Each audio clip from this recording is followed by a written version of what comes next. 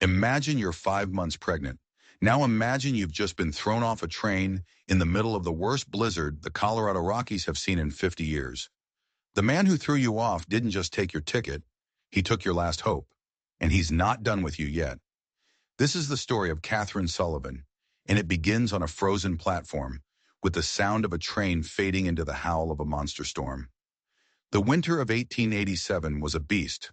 Snow piled up in drifts taller than a man, and the wind screamed through the mountain passes like a vengeful spirit. It was the kind of cold that froze your breath in the air right in front of your face, and on the lone platform of Whispering Pine Station, Catherine Sullivan was kneeling in the snow. Blood from a gash on her forehead mixed with tears, freezing instantly to her skin. The train that had abandoned her was just a distant rumble, a ghost fading into the blizzard. Her hand, trembling, pressed against her swollen belly. She was 5 months along, carrying the only piece of her husband, Robert, that she had left in this world. "We'll be all right," she whispered to her unborn child. But the words were a lie, and the wind snatched them away. "Your grandfather survived Gettysburg. Your father, he survived those mines." Her voice cracked. She couldn't finish. This wasn't a real station. It was a crude wooden platform and a tiny shelter that did nothing to stop the wind. No station master, no telegraph. Just miles of pure, unforgiving wilderness in every direction. Kate had been on her way to Denver to meet a lawyer. Tucked in her satchel was Robert's journal, a leather-bound book filled with the truth, a truth that detailed the mining company's greed, the negligence that led to the collapse that had killed her husband and 11 other men just 3 months ago. She never expected to be discovered. She never expected the train conductor, Harold Barrett, to look at her ticket and see a ghost. She certainly never expected him to snatch the ticket from her gloved fingers and then claim she dropped it. "Rules are rules, Mrs. Sullivan," he'd said, his eyes as cold as the steel rails. No ticket, no passage. She'd offered him her father's silver pocket watch, a family heirloom, anything to pay. He'd pocketed the watch, then gave her a rough shove that sent her sprawling onto the platform as the train pulled away. The gash on her forehead was from hitting a bench as she fell, but the physical pain was nothing. Nothing compared to the cold, hard certainty that this was no accident. The name Barrett was scrawled all over Robert's journal. The mine supervisor, Charles Barrett. The whole family cutting corners on safety supports, ignoring warnings, all to pull more silver out of the mountain faster. Harold, the conductor, was just another piece of their rotten empire. They knew who she was. They knew what she was carrying, and they had just sentenced her and her unborn child to death by freezing. Kate clutched her medical bag to her chest. She'd been a battlefield nurse during the war. She'd seen more death by 24 than most people see in a lifetime. She'd learned to be tough. She'd learned the value of every single life, no matter the color of their skin or the uniform they wore. It was a lesson that had cost her. She remembered her last argument with Robert, his face red with anger when he found out she'd been treating a Cherokee family sick with fever. "They're people, Robert," she had shouted. "Children with fevers don't care about the color of the hands that heal them." He had stormed out to his shift at the mine. He never came back. Now, as the sky turned a bruised purple and the temperature dropped even further, Kate forced herself to think like a nurse. Clinical. Detached. What were her assets? Medical supplies, a little food, a thin woolen cloak, and Robert's journal. What were her liabilities? No shelter, no fire, and a storm that was getting worse by the minute. She had to move. The tracks led east and west into a white wall of snow. North were the mountains, impossible. South, the land sloped down into a valley of pines. South it was, maybe a trapper's cabin, maybe a cave, maybe anything but this platform of death. With one hand on her belly and the other gripping her bag, Kate stepped off the platform into the deep snow, knowing this journey might very well be her last. She wasn't just fighting for her life anymore. She was fighting for two. After an hour of wading through snow that felt like quicksand, the adrenaline started to fade. Her fingers and toes were gone, just numb stumps at the ends of her limbs. A dangerous sleepiness was creeping in, the sweet, deadly song of hypothermia. Kate knew the signs. She'd seen it in soldiers on the frozen fields of Virginia. Just a little farther, she whispered, but her words had no target. The forest was a maze of white and shadow, every direction looking the same. She was lost. And then she felt it. A flutter. A tiny kick from inside her womb. The baby, Robert's child. It was a jolt of electricity, a tiny life reminding her that she couldn't give up. She wasn't just fighting for herself. She was fighting for the future. That tiny kick pushed her forward. As total darkness swallowed the forest, she saw it. A massive fallen pine, its exposed roots creating a small pocket, a slight break from the wind. It wasn't much, but it was all she had. She collapsed into the space, the world growing hazy, consciousness slipping away like a thief in the night. "I'm sorry," she whispered to her baby, to Robert. Her eyes drifted shut. But through the howl of the wind, another sound broke through. A rhythm. Crunch, crunch, crunch. Footsteps. Kate forced her eyes open, her vision swimming. Was she hallucinating? A dark silhouette moved through the swirling snow. Too big for a deer, too deliberate for a wolf. "Hello?" she called, her voice a pathetic croak. "Please, help!" The figure stopped. It turned. It started moving toward her. As it got closer, she could see it was a man, tall and broad, dressed in buckskin and furs. His face, half hidden by a fur-lined hood, had the high cheekbones and copper skin of a Native American. The last thing she saw before the darkness took her completely was the man kneeling beside her, his face etched with a look of deep concern. "Stay with me," a deep voice commanded, but Kate was already gone. Nathaniel Blackfeather had been tracking a massive bull elk for most of the day when the storm turned from a nuisance into a killer. The hunt had led him far from his usual grounds, but the meat was desperately needed back at the reservation. Government rations were a joke, and his people were starving. At 34, Nate was a man caught between two worlds. His father was a Cherokee leader, his mother an Irish nurse who had died when he was 12. He didn't fully belong anywhere. Too Indian for the white world. Too white for some of his own people, especially after his time as a scout for the U.S. Army. Those years haunted him. He thought he was helping, guiding troops to end conflicts quickly, to prevent bloodshed. Instead, he'd witnessed massacres, broken treaties, and promises that evaporated like morning mist. He'd come home carrying a weight of guilt that was heavier than any pack. This hunt was about more than just food. It was about solitude. Out here, the mountains didn't judge him, but the storm was forcing him to turn back. He knew of an old trapper's cabin nearby. It was his only chance. He was changing course when he saw them. Tracks. Too small for a man, too deliberate for an animal. And then he saw the blood. A few drops at first, then more. A trail weaving unsteadily through the trees. Someone was out here, injured and lost in a killing blizzard. He followed the tracks, his pace quickening, a sense of dread growing in his gut. He found her huddled against a fallen tree, a dark shape against the snow. A white woman, miles from anywhere, pregnant. The realization hit him like a physical blow. Not one life at stake, but two. He checked her quickly. A gash on her forehead, but otherwise she seemed unharmed, just dangerously cold. Without a second thought, he shrugged off his heavy outer coat, a prized buffalo hide, and wrapped it around her. He gathered her into his arms. She weighed almost nothing. "Can you hear me?" he asked, his voice urgent. "I'm going to help you." Her eyelids fluttered. A faint moan escaped her lips. It was enough. She was still fighting. The cabin was their only hope now. He set off, the wind tearing at him, the snow trying to drag him down. But Nate was a survivor. He knew this wilderness, and he would not let it claim two more lives. Not tonight. After what felt like an eternity, he saw it, the dark outline of the cabin against the swirling white. Relief washed over him, but it was short-lived. The woman in his arms had grown terrifyingly still. He kicked the door open and gently laid her on the single narrow cot inside. The cabin was frigid, but it was shelter. First things first. Fire. He worked with practiced speed, his hands sure and steady. He struck a spark, nursed the tiny flame, and soon a fire was crackling in the stone hearth, pushing back the deadly cold. Only then did he turn his full attention back to the woman. In the firelight, she looked even worse. Her skin had a waxy pale look. Her breathing was shallow. He knew what he had to do. He had to get her out of her wet clothes. It was an uncomfortable necessity, but her life depended on it.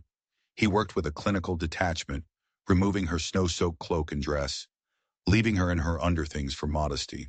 He wrapped her tightly in the dry, rough wool blankets stored in the cabin. He positioned the cot close to the fire, but not too close. Warming her up too fast could send her into shock. As he worked, her eyes fluttered open. They were a deep, startling green, and they were filled with confusion and fear. "Where? Who?" she whispered. "My name is Nathaniel Blackfeather," he said, his voice calm and low. "I found you in the storm. You're in a trapper's cabin. You're safe." She whispered something about a train, about being put off. Nate's jaw tightened. To throw a pregnant woman off a train in this storm? It was murder. "What's your name?" he asked, pushing his anger aside. "Catherine Sullivan," she said. "Kate." Her hands moved to her belly. "My husband, Robert, he died in a mining accident." Nate found some jerky and coffee in a cupboard and set a pot of water to boil. "You need to eat," he said. Kate watched him, the fear in her eyes slowly giving way to a fragile trust. She had no choice. This stranger, this Cherokee man, had saved her life. "Thank you," she whispered. Nate just nodded. "The storm will last another day, maybe more. We're safe here." As he worked, he noticed the battered leather bag she clutched, even in her weakened state. It was a medical bag, just like the one his mother used to carry. "You were a nurse," he stated. It wasn't a question. Her eyes widened. "How did you know?" He gestured to the bag. "My mother was a nurse. During the war." It was a rare personal detail, offered into the strange intimacy of their shared survival. "Army of the Potomac," Kate said, her voice a little stronger as she sipped the hot broth he gave her. "Antietam, Gettysburg." A new respect dawned in Nate's eyes. He knew what she had seen, the horrors she had faced. It explained the steel he sensed beneath her fragile exterior. "You should rest," he said. "I'll keep watch." As Kate drifted back to sleep, Nate settled by the fire. Outside, the blizzard raged. Inside, a fragile sanctuary had been forged between two strangers, two survivors, bound together by a storm that was trying its best to kill them both. Kate woke to the smell of coffee. For a moment, she was completely lost. Then it all came flooding back. The train, the cold, the darkness, and the man. She opened her eyes. Nathaniel Blackfeather was moving quietly around the small cabin. In the gray daylight filtering through the single window, she could see him clearly now. Tall, powerfully built, with long black hair tied back from a face that was a striking mix of his Cherokee and Irish heritage. He moved with a quiet confidence that spoke of a lifetime spent in the wild. "How long was I asleep?" she asked, her voice raspy. "Nearly 12 hours, Nate replied, turning. "Your body needed it." Kate's hand went to her stomach. The baby. She felt a small movement. "I think we're all right," she said, relief flooding through her. Nate nodded, the tension in his shoulders easing just a little. "Good. Are you hungry?"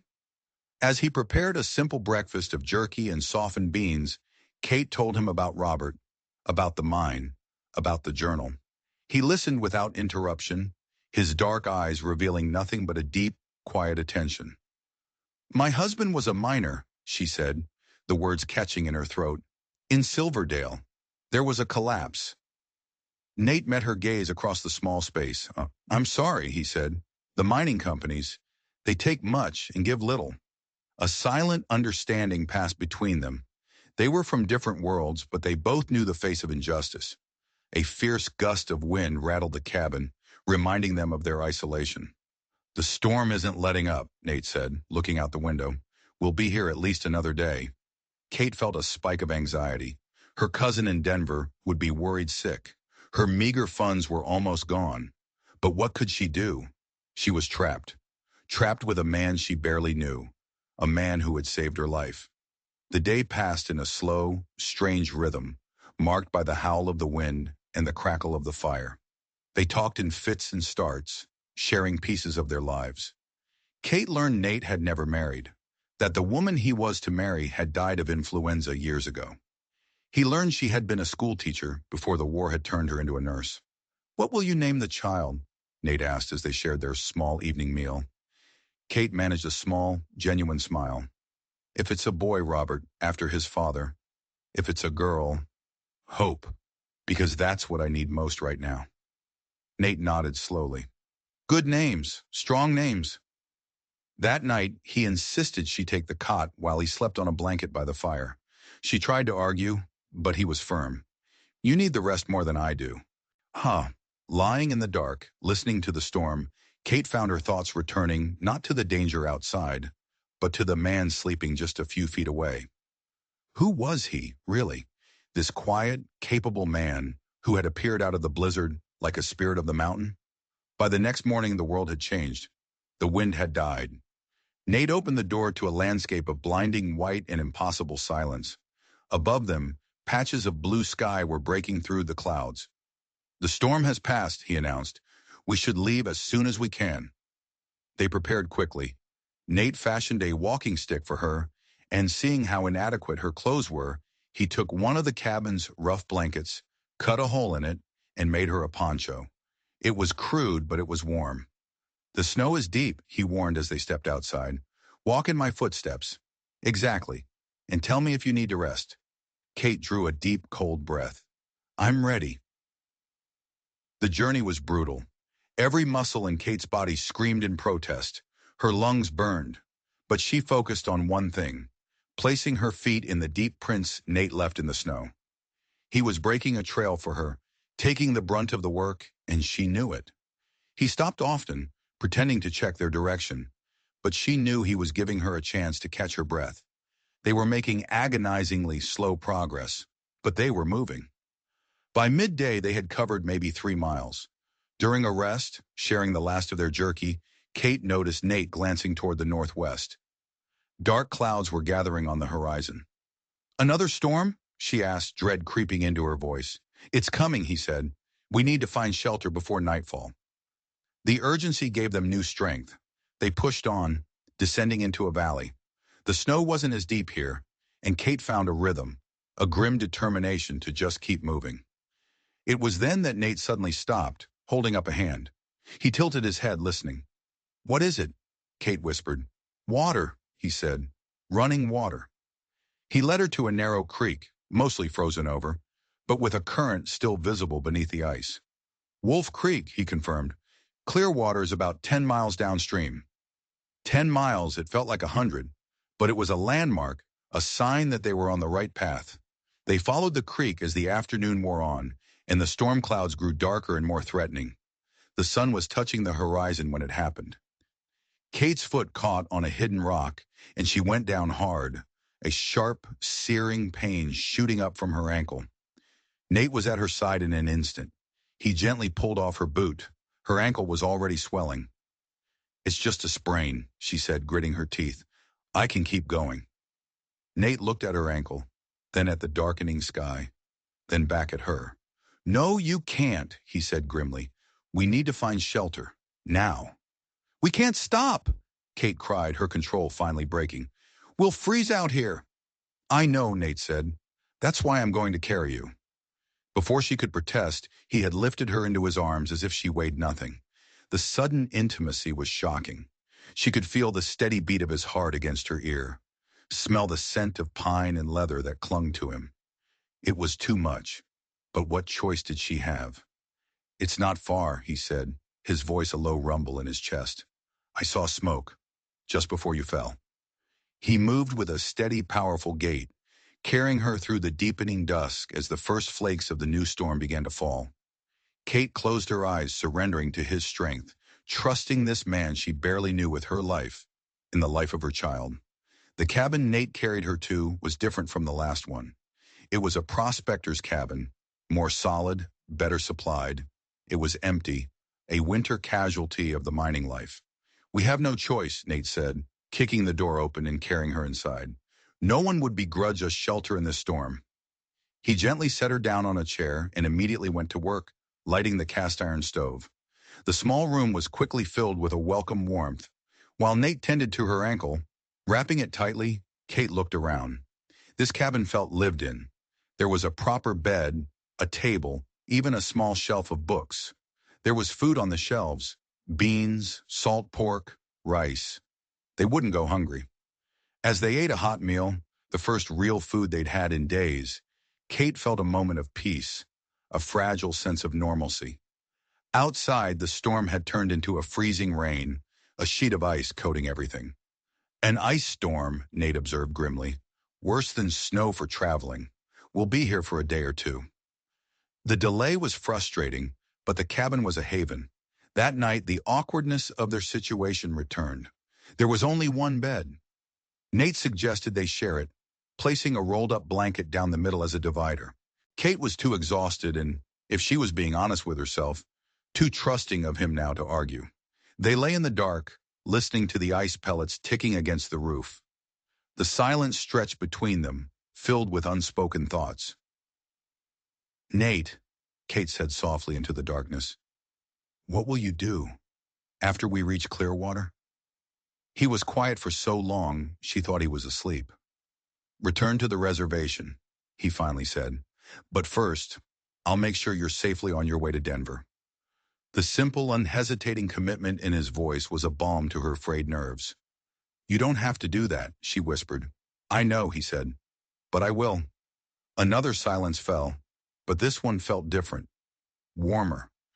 Outside, the storm raged, but inside the small cabin, something new and unexpected was taking root between two people who should have been enemies, who should have been strangers, but who were becoming something else entirely. The next morning, the world was a palace of ice. Every tree branch, every rock was encased in a layer of crystal that shattered the morning sun into a million rainbows. It was beautiful, but treacherous. "We wait until the sun melts the worst of it," Nate said, and Kate didn't argue. Her ankle was still swollen and painful. They set out around noon, moving slowly. The further they descended into the valley, the more signs of civilization they saw. Old logging trails, tree stumps, and then finally a thin curl of smoke against the sky. "Clearwater," Nate said. "Maybe 3 more hours." Hope, sharp and bright, surged through Kate. Safety, a telegraph, a warm bed. But it also meant a goodbye. The thought left a strange, hollow feeling in her chest. They met their first person an hour outside of town, a grizzled woodcutter named Joe Taylor. He stared at the sight of them, a pregnant white woman in a makeshift poncho leaning on a stick, and a tall Cherokee man in buckskins. "You folks caught in the blizzard?" he asked, his eyes full of suspicion. "I was put off the train at Whispering Pine Station," Kate said, her voice steady. "Mr. Blackfeather found me. He saved my life." The man's expression changed instantly. He looked from her to Nate with a new respect. "Damn railroad," he muttered. "Judge Montgomery runs the boarding house if you need a place to stay. Tell him Joe Taylor sent you." The encounter was a stark reminder of the world they were about to re-enter, a world of rules and prejudices that didn't exist in a blizzard. Clearwater was a typical frontier town, a single muddy street lined with a general store, a blacksmith, a saloon, and a church. Their arrival turned heads, drawing curious, wary glances. They went straight to the telegraph office. Kate sent a message to her cousin Clara in Denver, a wave of relief washing over her as the words clicked out over the wire. Then, following the woodcutter's advice, they went to Judge Montgomery's boarding house. The man who opened the door was distinguished, with silver hair and keen eyes that took in their disheveled appearance in a single glance. His eyes flickered toward Nate, and a subtle wall went up.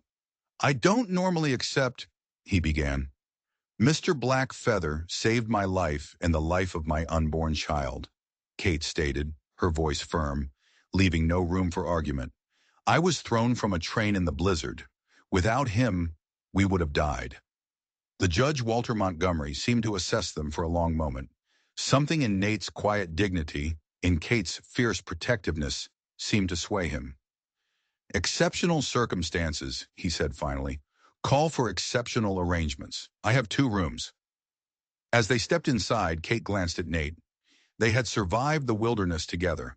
Now they had to survive civilization.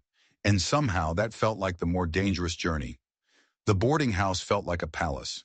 A real bed, hot water, the promise of a hot meal.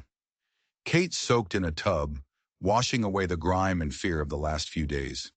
She looked at herself in the mirror and saw a stranger, thinner, weathered, but with a new hardness in her eyes. Before supper, she took out Robert's journal.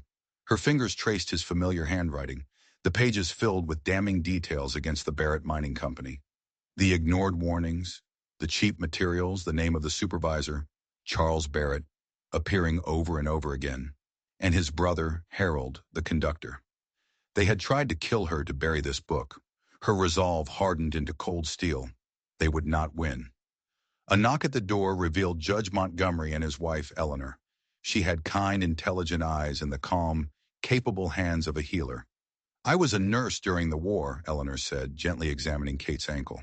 "Army of the Cumberland."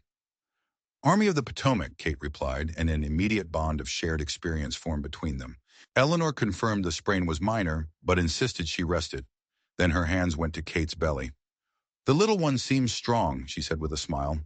Her expression grew serious. "Your Cherokee friend, he treated you well?" "He saved my life," Kate said simply. Eleanor nodded, satisfied. Walter was concerned. "Not everyone in this town will understand."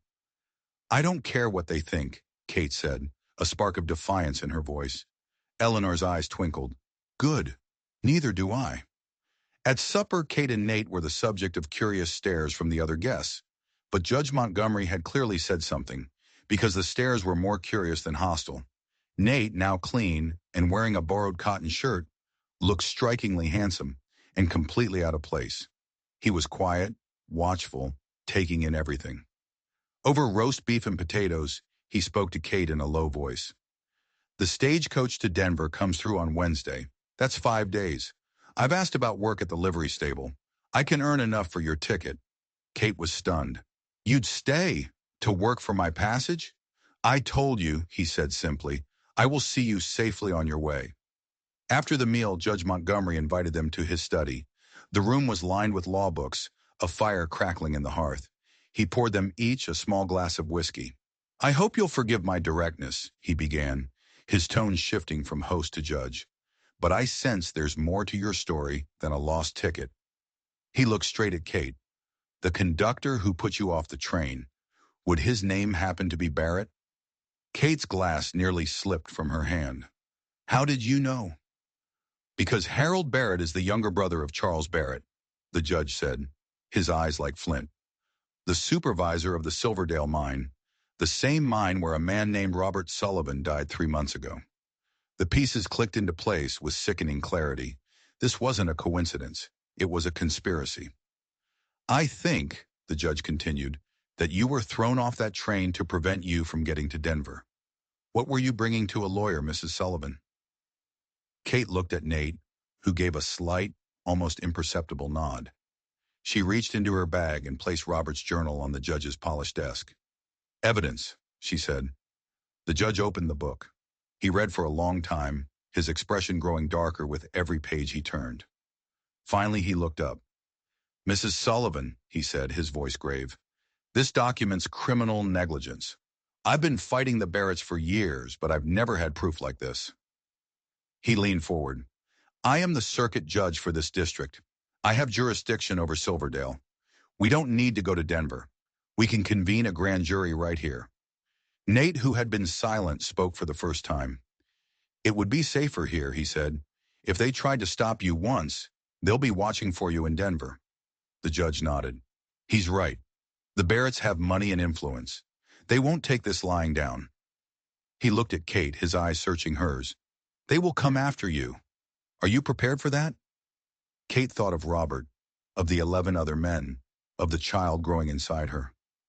She thought of Nate, who had walked through a blizzard to save her. She met the judge's gaze without flinching. "I've faced worse," she said. A new dangerous chapter had just begun. The storm had passed, but the real battle was just starting.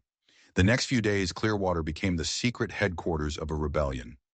Miners from Silverdale began to trickle into town, meeting with Judge Montgomery in secret.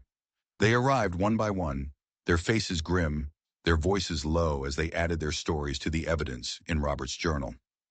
They spoke of cracked support beams, of gas-filled tunnels, of their warnings being laughed off by Charles Barrett. They were terrified. The Barretts owned their homes, their jobs, their lives.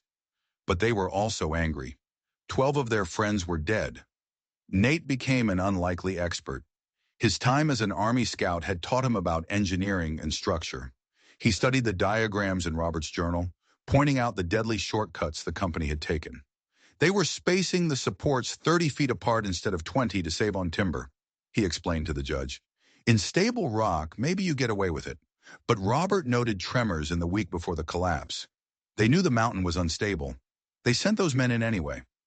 The case was building, a solid wall of evidence, brick by damning brick. But Samuel Barrett, the patriarch of the family, was not a man to sit idly by. He arrived one afternoon, riding a fine black horse, his expensive coat unblemished by the muddy street. He was silver-haired and handsome, with the cold, dead eyes of a shark. He found Kate on the boarding house porch. "Mrs. Sullivan," he said, his voice smooth as poison, "my condolences on your loss. A tragic accident." "It wasn't an accident," Kate replied, her voice shaking with rage. "It was murder." Barrett's smile didn't reach his eyes. "Be careful, Mrs. Sullivan. Accusations without proof are slander." "We have proof," Judge Montgomery said, stepping onto the porch to stand beside Kate. "Enough for a grand jury." A muscle twitched in Barrett's jaw. The shark had been bloodied. "I see," he said softly. He turned and rode away. But the threat lingered in the air like smoke. The next morning they got a visitor. A young woman, her face pale and frightened, knocked at the back door. "My name is Emma Barrett," she said in a whisper. "Charles is my brother." She had come to betray her family. "What they did was wrong," she cried, twisting her hands in her lap. "Charles told Harold to watch for you on the train. They knew you had the journal. They left you on that platform to die." Then she pulled a folded letter from her purse. "This is from Charles to my father, from the week before the collapse. He's warning him that the mine is unsafe, begging for money for reinforcements." Kate took the letter, her hands trembling. It was the smoking gun. "My father refused," Emma whispered. "He said the profits for the quarter were more important." The letter proved it wasn't just negligence. It was premeditated. They had knowingly, willingly sent 12 men to their deaths for money. "Why are you doing this?" Kate asked, her voice soft. "Because your husband's father once pulled me from a frozen pond," Emma said, tears finally spilling down her cheeks. "He saved my life, and my family repaid him by letting his son die." With this new evidence, the judge sent for the territorial prosecutor. The grand jury was scheduled.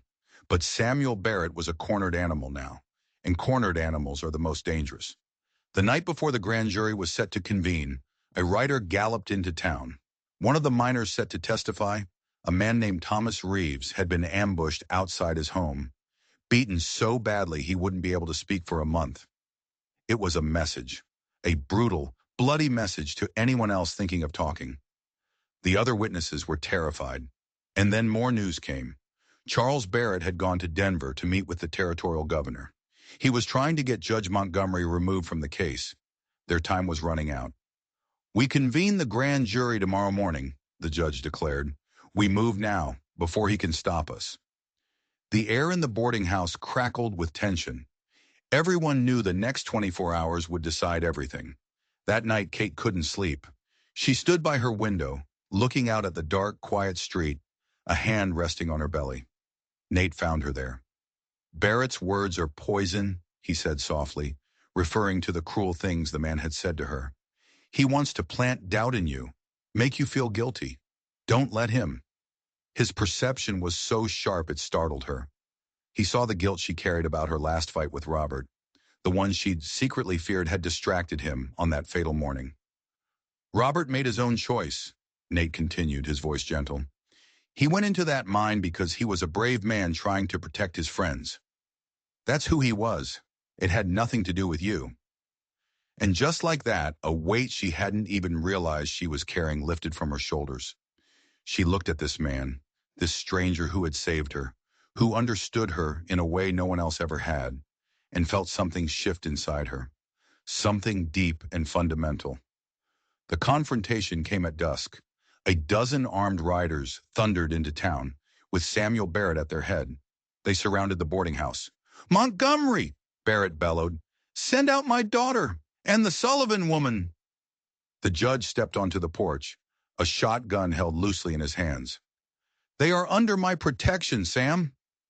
Nate appeared beside him, his hunting rifle held at the ready. The two U.S. Marshals who had arrived that day flanked them. From the doorways of the general store and the saloon, the men of Clearwater appeared, armed with their own rifles and pistols. The town was standing with their judge. Barrett tried to turn the crowd, snarling about savages and hysterical women, but Kate stepped out onto the porch, her pregnant belly a clear statement of defiance.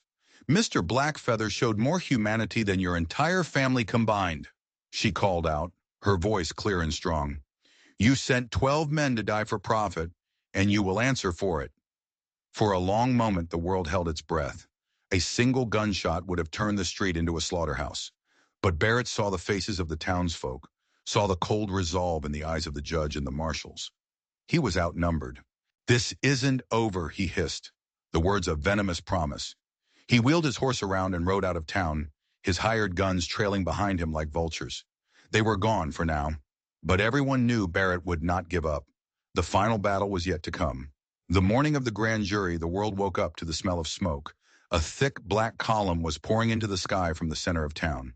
The courthouse was on fire. It was a desperate last-ditch effort by Barrett to stop the proceedings. While the men of Clearwater rushed to fight the blaze, Judge Montgomery was unflinching. "If the courthouse burns, we'll convene in the church," he declared. "Justice will not be stopped by arson." While the fire raged, Kate got another visitor, a woman from Nate's reservation. "There is sickness," she said, her face etched with worry. "The children. A fever. 2 have already died." It was measles. Kate knew from the description it was a severe outbreak, and in a community with no immunity, it would be a death sentence for many. She didn't hesitate. "I'll come," she said. Eleanor Montgomery, the judge's wife, a fellow war nurse, insisted on coming with her. "Children are dying," Kate explained to a worried Nate. "I have to go." He understood. He always seemed to understand. "Then I'll stay here and make sure the law has its day," he promised, "and then I will come for you." Kate and Eleanor rode out to the Cherokee settlement and found a scene of quiet devastation. Nearly 30 people, mostly children, were burning with fever. For the next 12 hours, they worked without stopping, using all their medical knowledge, blending it with the traditional herbal remedies of the Cherokee women. They fought for every single life. In the darkest hour before dawn, as Kate sat by the bedside of a small boy whose fever had finally broken, Nate walked in. He had come as he promised. He didn't try to make her leave. He just rolled up his sleeves and started helping, his presence a quiet, steady comfort. As the sun rose, it was clear they had turned a corner. The fevers were breaking, the children would live. And just as the crisis passed, Judge Montgomery himself rode into the settlement, his face grim. "Barrett has fled," he announced. "He cleaned out his bank accounts and was last seen heading for the border. But the governor has reinstated me. The grand jury is convening now. We have to go." They rode back to Clearwater like the devil was on their heels. The grand jury had already assembled. They presented their evidence with urgent speed: Robert's journal, Emma's damning letter, the testimony of the miners. Kate took the stand, her voice clear and unwavering, as she told her story. After less than an hour, the jury returned. A true bill. Indictments for murder, negligence, and obstruction of justice for Samuel, Charles, and Harold Barrett. Arrest warrants were issued for every territory in the West. They were fugitives. Justice at last had a name and a warrant. A wave of relief and exhaustion washed over Kate. She had done it. For Robert. For the other men. She swayed on her feet, and Nate was there, as always, to catch her. "It's over," he said softly. "You need to rest." He started to guide her from the courthouse, but she stopped, gasping. A sharp, searing pain shot through her, and she clutched his arm, her eyes wide with a new kind of fear. "Nate," she whispered, as a second pain hit her, harder this time. "The baby. It's coming." It was too soon. She was only 7 months along. Panic warred with her medical knowledge. Nate didn't hesitate. He swept her up into his arms and carried her toward the boarding house, shouting for help. After all the battles, all the storms, the fight for her child's life had just begun. Eleanor was still at the reservation, but Sarah Blackfeather, Nate's aunt and a skilled midwife, was already on her way. The next few hours were a blur of pain and fear. The whole town seemed to be holding its breath. Judge Montgomery stood guard at the door, while Emma Barrett boiled water and prayed. Nate never left her side, his hand a steady anchor in the storm of her pain. He held her, talked to her, gave her his strength when hers was failing. In the end, just as the sun was setting, filling the room with a soft golden light, her child was born. A boy, so small, so fragile, but breathing, crying a tiny, furious cry. Kate held him to her chest, tears of joy and relief streaming down her face. She looked at Nate, his face weary, but shining with a fierce tenderness. "Robert," she whispered, naming her son for the man whose memory they had fought so hard to honor. But when she looked at the tiny, perfect face, she saw not just the past, but the future. A future she had never expected. Weeks turned into months. The baby Robert grew stronger every day, a testament to the tough mountain stock he came from. News trickled in from the south. The Barretts had been caught in the New Mexico territory, their money gone, their influence vanished. They were brought back in chains to stand trial. With the evidence from the journal and the testimony of the miners, they were found guilty on all counts. Justice had been served. Kate stayed in Clearwater. The town had become her home. She became its nurse, its healer, working alongside Eleanor, her skills a gift to the community that had taken her in. Emma Barrett, disowned by her family, used a portion of the settlement money from the lawsuit to go to a women's college in the East, determined to become a teacher.